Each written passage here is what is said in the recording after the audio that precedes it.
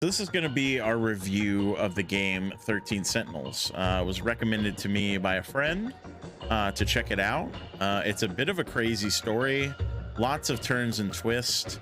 We're not going to get into spoilers for the story in this video too much, and anything that I think is going to be regarded as a spoiler we'll save until the end. And we'll give a warning before we talk about anything specific that might be a spoiler before we get there.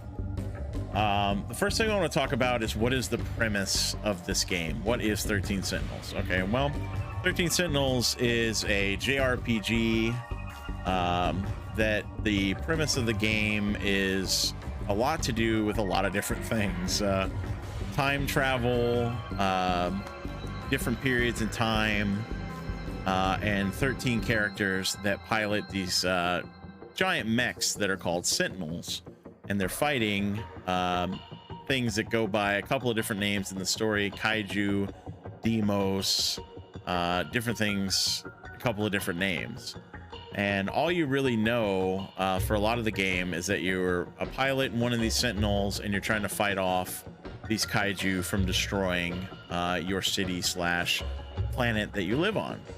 That's kind of the basic premise of the game. That's most of the information they arm you with until you get into it and you start experiencing a lot of time travel, moving between different time periods and fighting kaiju and different ones and interacting with a bunch of different characters and swapping between them that exist in different periods of time, and trying to piece together the story of essentially what are the kaiju and why are they trying to destroy everything and how do you stop them.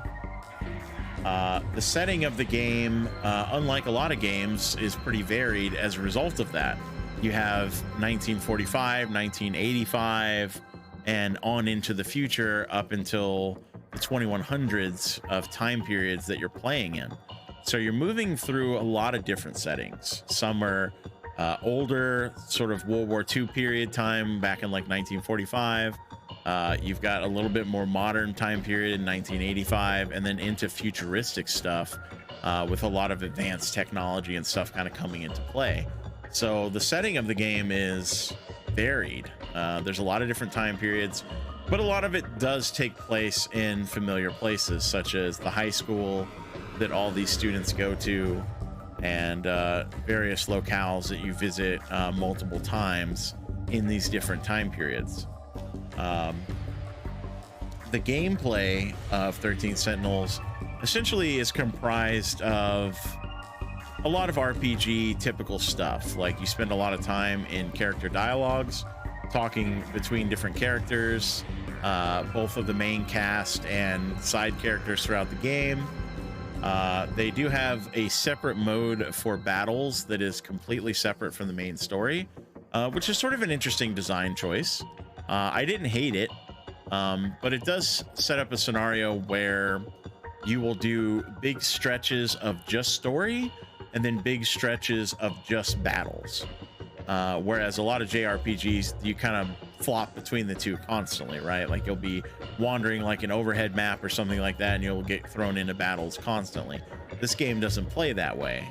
It sort of lets you bounce between the two and do large sections of both. Now, you could switch between them a lot more often if you wanted to do it that way. There does exist what they call gate locks eventually, where you have to progress a certain amount of battling or a certain amount of story to get to the next part of those respective things.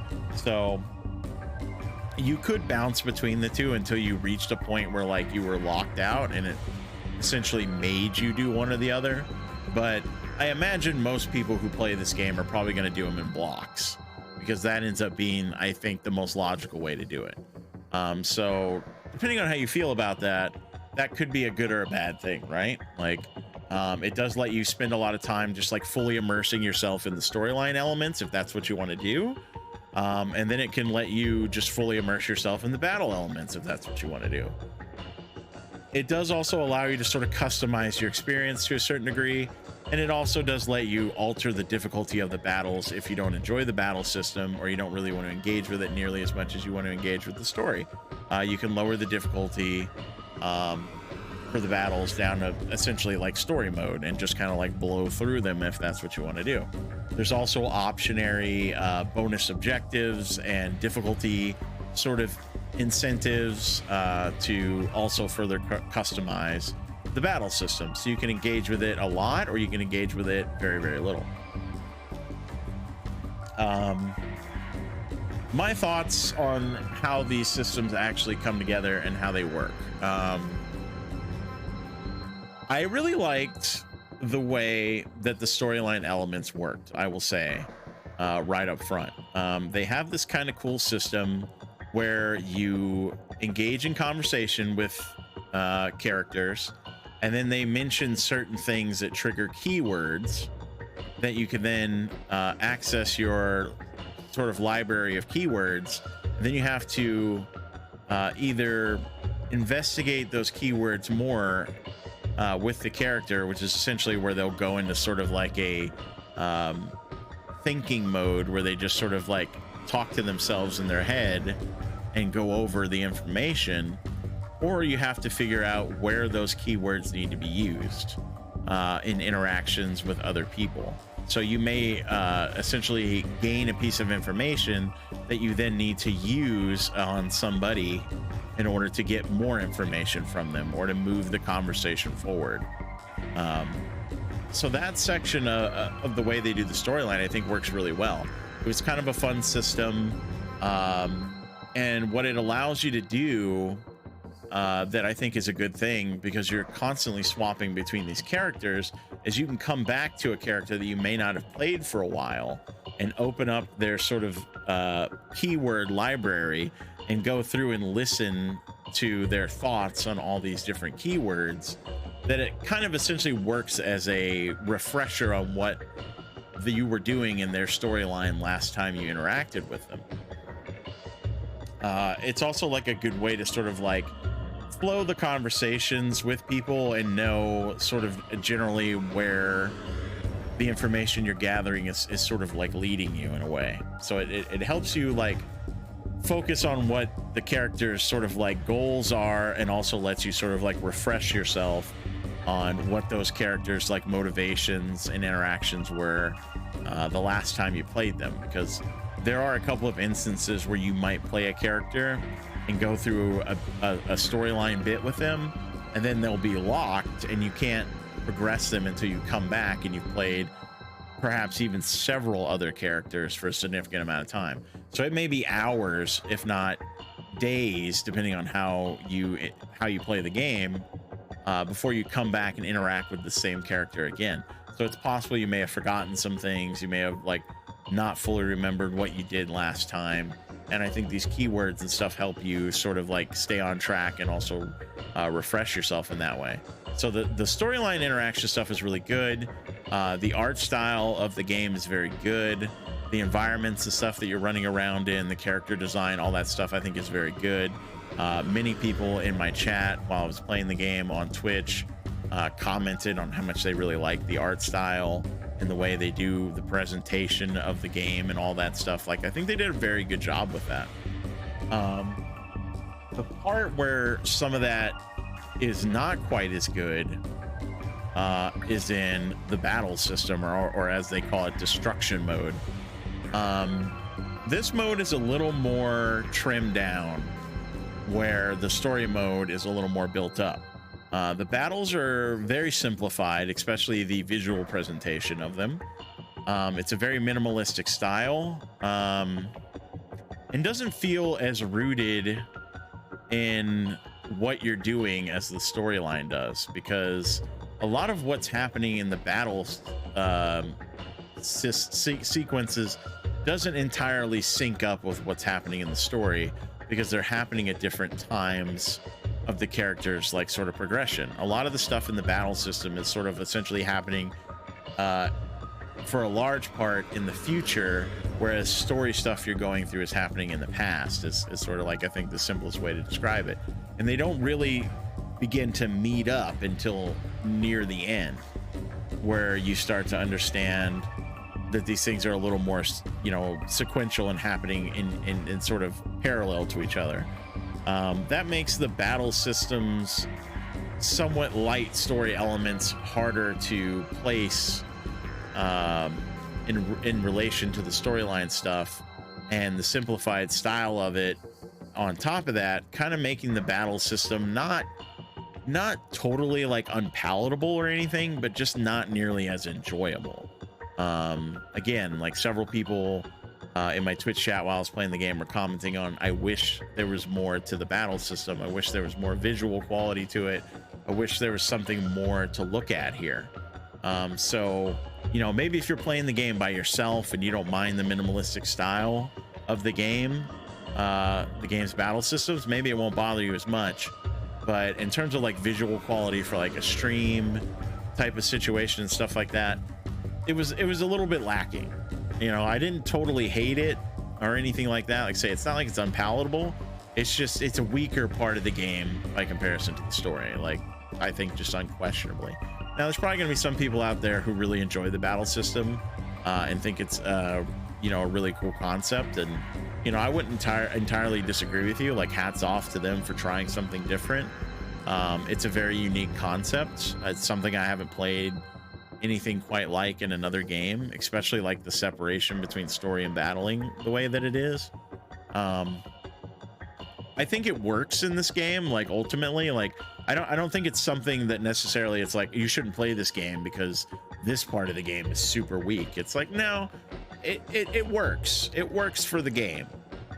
I just think that they could have done maybe like a little bit more with it, you know, because I've talked to a couple of people that played this game and they've all kind of had the same opinion by the end, that like they didn't really care about the battles that much by the end, and they just kind of lowered the difficulty and blasted through them, because what was really interesting was the storyline bits, and they just wanted to get through the battles and not really like interact with that system that much. It just wasn't that compelling. And I think I agree. I started out doing battles at the highest difficulty in the beginning, and then about halfway through I lowered it down to normal difficulty just to kind of get through it a little bit faster, and then by the end I actually ended up lowering it to the lowest difficulty to get through the battles even faster. So, like, you know, if you're looking at my interest in the battle system on like a graph, you're just seeing like a drop off, right? Like, it's like, ooh, this is really interesting in the beginning because it's new, and then it just starts to decline rapidly down toward the end. And that seems to be an experience I've heard from multiple people. But, you know, it still works. It's functional. There's some depth to it. There is some cool abilities. There's some cool moments for sure. I just think that if they'd have brought the battle system, like having them separate is not necessarily like the worst thing in the world, but I think the battle system could use a little more elevation than it had. Like it really felt like this game the developers put a lot of effort and time into the storyline, which is good. Obviously, that's the thing that needs to be the best. No arguing there. It's an RPG. But I think they could have put like a little bit more into the battling system to make it a little more interesting to engage with, and it would have served the game a little bit better. I do think the battling system does let it down a bit. But ultimately, you know, it serves its function. And since you can tailor your experience so much down to the point of making it like you don't even really have to interact with the battles hardly, you can just blow through them, you know, kudos to them for at least letting you choose how you were going to interact with it. So if you love the battles, jack up the difficulty, do all the bonus things, collect all the extra stuff, max out all your characters. There's a lot of different things you can level up and change on the different characters and their loadouts and all that kind of stuff like that. Like there's a lot there that you can dig into if you really like it, but you don't have to. So that's at least a nice thing. That tells me that the developers recognize that the battle system may not necessarily be for everybody.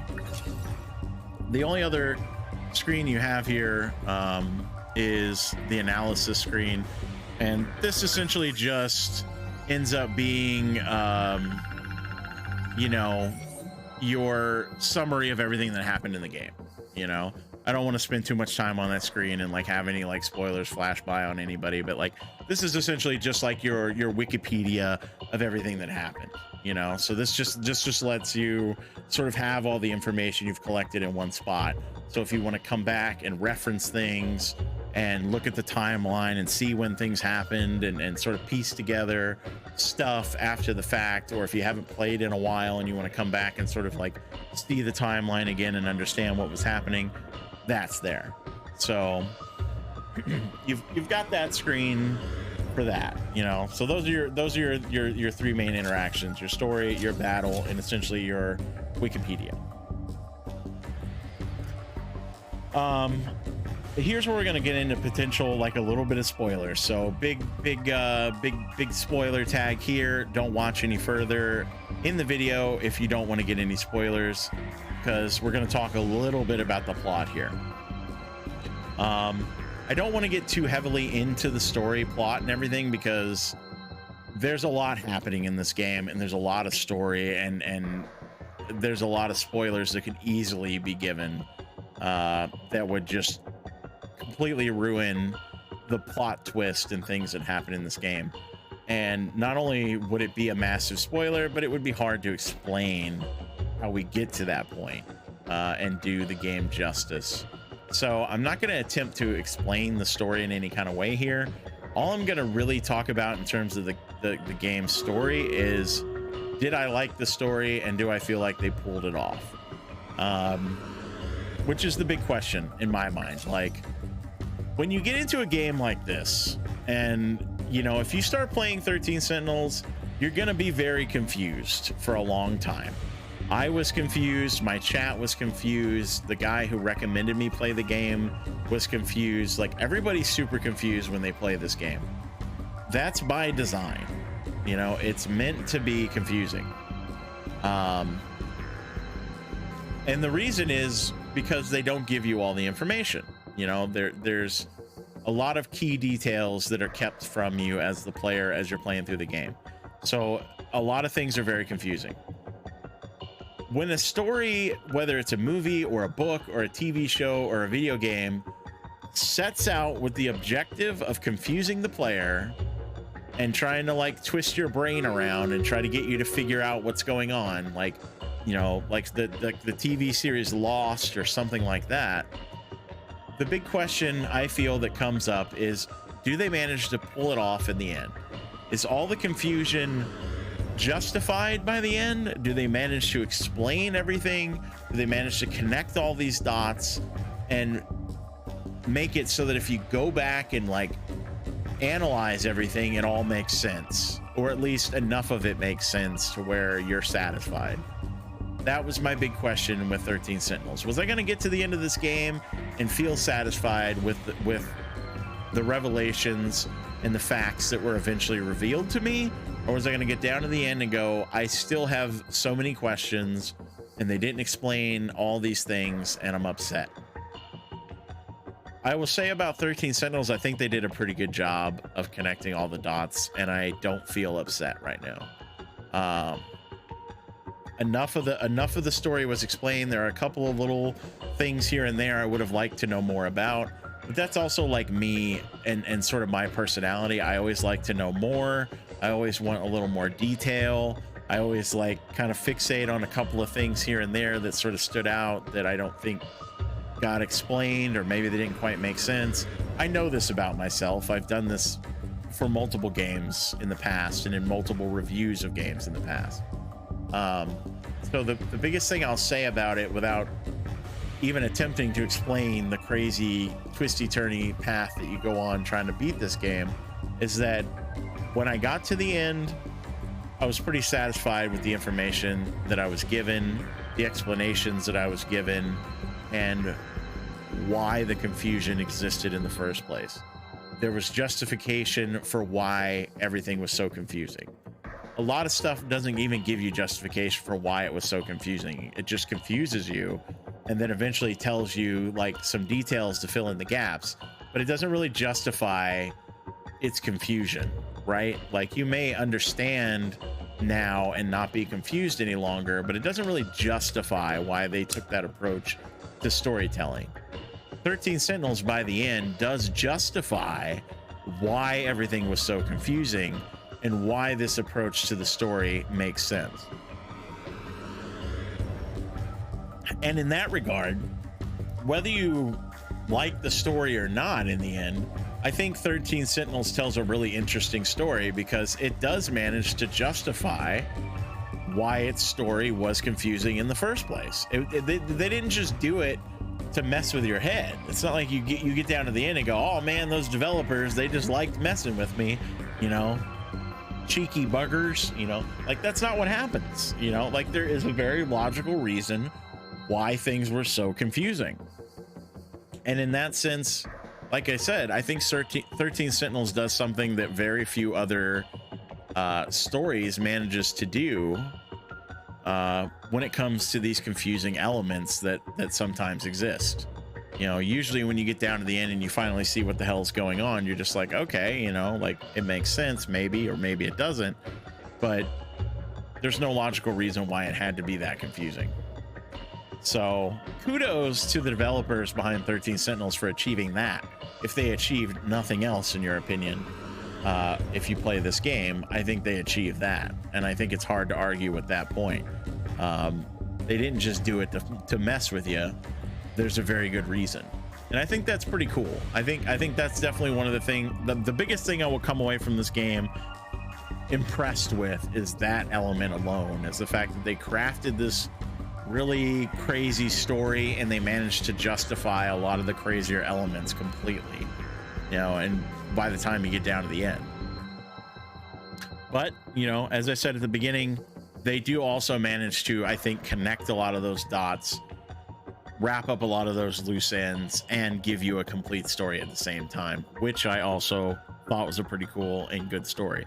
So I would rate the game very highly on the story aspect, and also what I would say is the design aspect of that story, which is kind of an interesting thing to talk about, because most of the time I don't think about that when I beat a game. I don't think about the design of the story. I just think about, was the story good?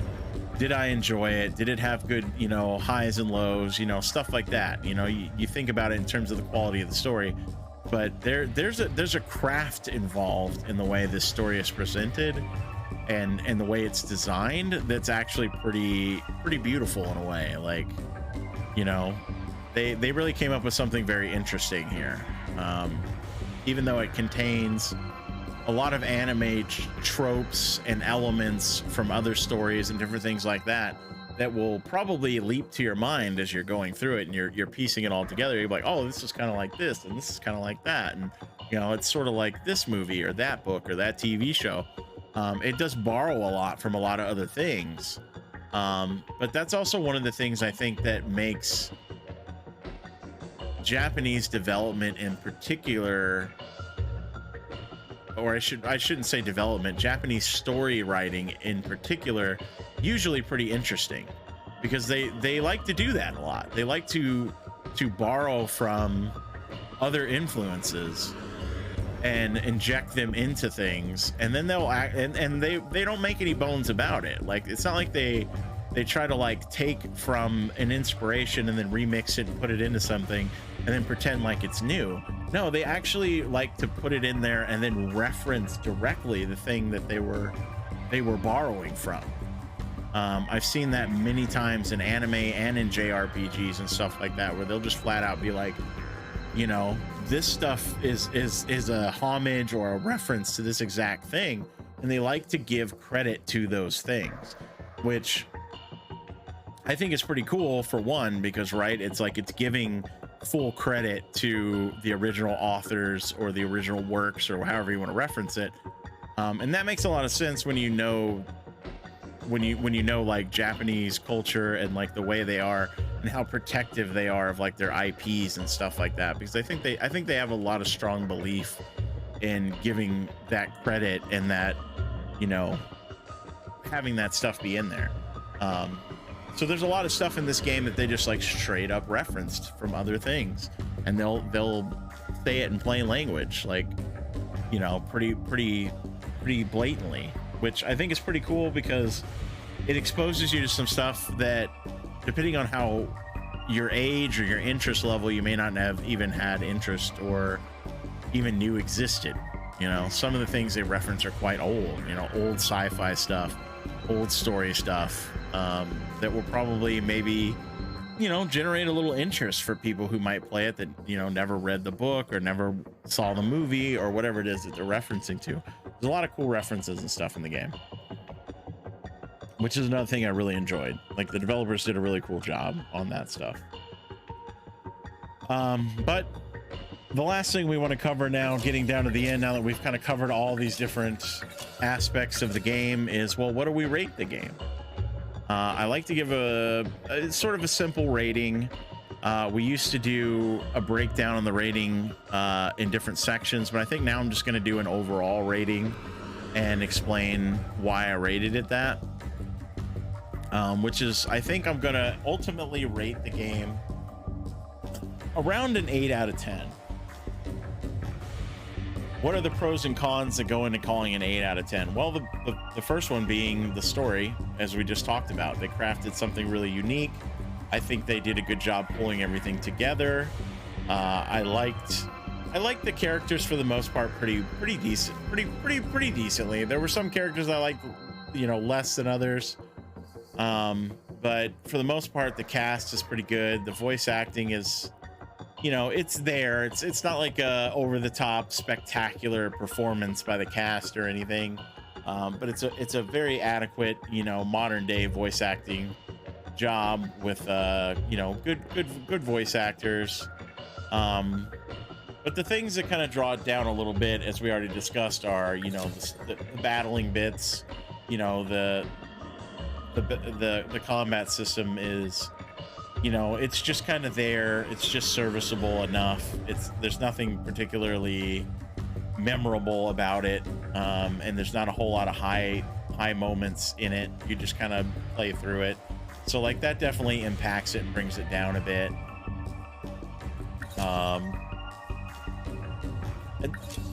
The music is pretty good as well, but it's there's not a lot of, like, memorableness to the music, I guess you could say. It serves as sort of a, in my opinion, more of an atmospheric kind of soundtrack. It doesn't stand out in any particular way. Not like I don't know, like a Final Fantasy, for example, right? Like, Final Fantasy is sort of famous for its musical pieces. They really use music to help tell the story and you know, create these really memorable tracks. This game didn't really have that. It's just sort of like, it's there. It's not intrusive, but it's not overly memorable either. The art style is very cool. I do like the art style quite a bit. But at the same time, the art style for the battle system kind of lets it down. But it works really good in the story game. So there's sort of a clear, you know, sort of separation there in how the art style that they chose to go with differs depending on what you're doing. I didn't experience any major issues or technical problems. The game didn't crash on me. I didn't have any interactions fail to work or anything like that. So from a technical standpoint, the game is solid. No real major issues there. I think if I had any major complaint with the game through playing it, as far as the tech side goes, it's more on Nintendo's fault than it is 13 Sentinels, and that's just the control scheme is a little weird because Nintendo opted to have their buttons interact differently than every other platform in existence. I don't know why they did that, but that was definitely a pain in the butt for a while. But depending on if you mainly play Switch games or not, that probably isn't even going to impact you. But for me, being a mainly PC player and what little bit of console gaming I've done, mainly being on the PlayStation, the button change up just feels unnecessary and annoying. But like I say, that doesn't really impact this game. It's more of a criticism of Nintendo. So yeah, I think that's where it falls for me, about an 8 out of 10. I think it's a very solid game. I would recommend checking it out if you're into the themes of time travel, mechs, if you like JRPGs, if you like Vanillaware as a developer. This is the first time I've played one of their games.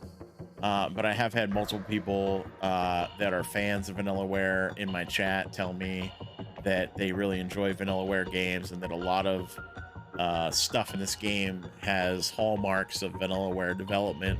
So, you know, knowing how much I think this game was good, I probably would be tempted to check out other Vanillaware games at some point.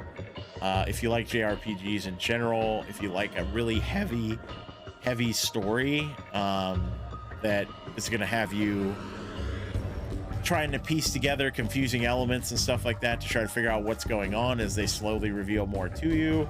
If you like that sort of that mystery and that sort of investigative feel of trying to like piece it all together, I think this game is very good for you. If you don't really like combat systems overly much, if you find yourself playing Final Fantasy and just wanting to like rush through battles and get back to the story, this could be a great game for you. You know, like say you can just push through the battles and barely have to interact with them. You can do huge hours and hours and hours of just story. You know, just story, no battling whatsoever. If that appeals to you, I'd say check it out. Those are kind of the main themes I think run through the game: mechs, sci-fi, time travel, heavy story, and the option to have almost no battles. So that's my thoughts on the game, and I hope you all have a lovely rest of your day. Thanks for checking it out.